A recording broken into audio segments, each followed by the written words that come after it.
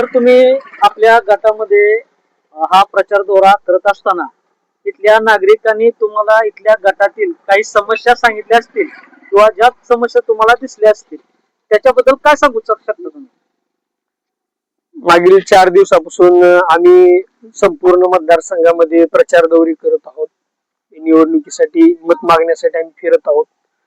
पण सदर गावामध्ये फिरत असताना ते रस्त्याची, त्यांच्या पिण्याच्या पाण्याची आणि मूलभूत ज्या गरजा आहेत त्यांची अत्यंत दयनीय अवस्था मला या ठिकाणी दिसून आली.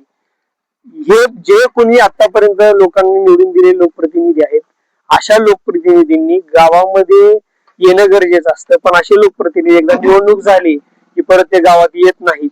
परंतु आज लोकप्रतिनिधींचं काम आहे की गावामधील मूलभूत सुविधा आहेत त्या कशा पद्धतीने ग्रामीण भागातल्या लोकांना देता येतील यासाठी त्यांनी प्रयत्न केले पाहिजेत.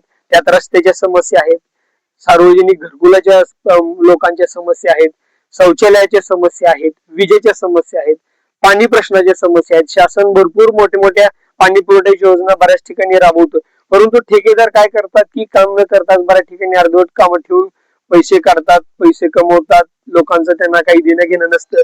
परंतु जे स्थानिक स्वराज्य संस्थेला आमच्यासारखे उमेदवार उभारलेले आहेत यांचं मुख्य हेतू, मुख्य ध्येय धोरण हे असणार आहे की ह्या योजना ग्रामीण भागामध्ये व्यवस्थित राबवून जास्तीत जास्त गटाचा विकास कशा पद्धतीने करता येईल याच्यावर आमचा भर असणार आहे. जिल्हा परिषदेच्या निवडणुकीच्या माध्यमातून मतदारांना मी एवढंच सांगू इच्छितो, स्थानिक स्वराज्य संस्थेच्या निवडणुका ह्या कार्यकर्त्यांच्या निवडणुका असतात. याच मुद्द्याला धरून मी बोलतोय, आपण जे उमेदवार निवडून देतात ते उमेदवार पुढारी नसून, नेते नसून ते कार्यकर्ते असतात. अशा कार्यकर्त्यांना जनतेने निवडून दिलं पाहिजे. आज राजकारणाची परिस्थिती अत्यंत दयनीय झालेली आहे. आज सकाळी असलेला माणूस संध्याकाळी कुठल्या पक्षात जातो याचा काही नियम राहिलेला नाही आहे. जे पिढ्यानपिढ्या आज राजकारणामध्ये आहेत त्यांना वाटतंय की पक्ष बदलून कायम आपल्या घरामध्येच सत्ता राहिली पाहिजे. असे लोक काम करत नाही जनतेचे. आम्ही शिंदे सेनेमार्फत आज या निवडणुकीसाठी तयारी केली होती, पण दुर्दैवाने तिकीट न मिळाल्यामुळे आम्ही यशवंत सेनेतून या ठिकाणी मंगळूर गटातून फॉर्म भरलेला आहे. आम्ही काम करणारे आणि सर्व जनतेसाठी सदैव तत्पर राहणारे उमेदवार आहोत.